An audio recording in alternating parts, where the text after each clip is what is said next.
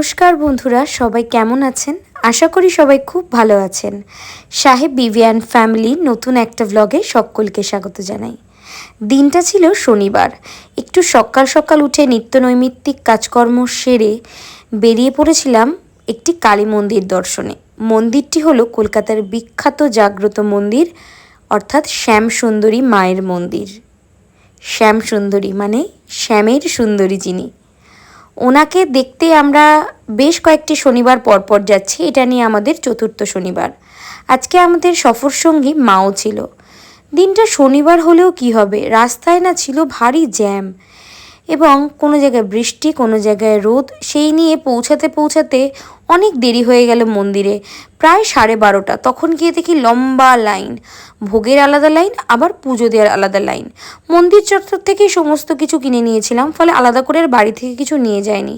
কিন্তু দুঃখের বিষয় কি জানেন, এত লাইন দেওয়ার পরও কিন্তু মাকে আর দর্শন করতে আমি পারলেও আপনাদের আর ভিডিও করে মাকে দেখাতে পারলাম না, কারণ মন্দিরের দরজা বন্ধ, আর ভোগের সময় তো এমনিই দরজা বন্ধ থাকে। তারপর ভোগ পেলাম, ভোগ পেয়ে গাড়িতে বসে বসে সেই ভোগ খেলাম, কিন্তু মায়ের বেদিতে কিন্তু মাথাটাও ঠেকালাম। ওখান থেকে বেরিয়ে আসছি, তেমন সময় হঠাৎ করে দিদুন ফোন করে বলল যে আমার বাড়িতে একটু আয়। আসলে মন্দির থেকে আমার বাড়ি আসতে আসতে আমার মামা বাড়ি পড়ে।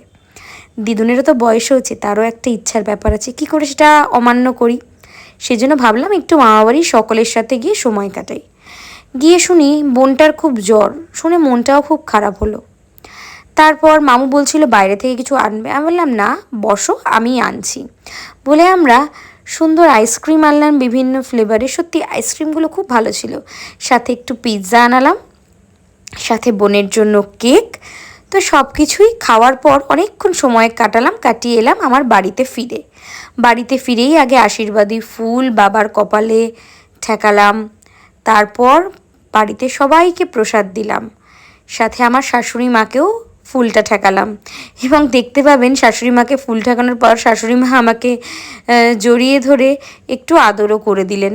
আসলে ওনারা আমাকে খুব ভালোবাসেন, একদম নিজের মেয়ের মতোই দেখেন। দেখুন আমার শাশুড়ি মা কেমন ছোটদের মতো জড়িয়ে আছে।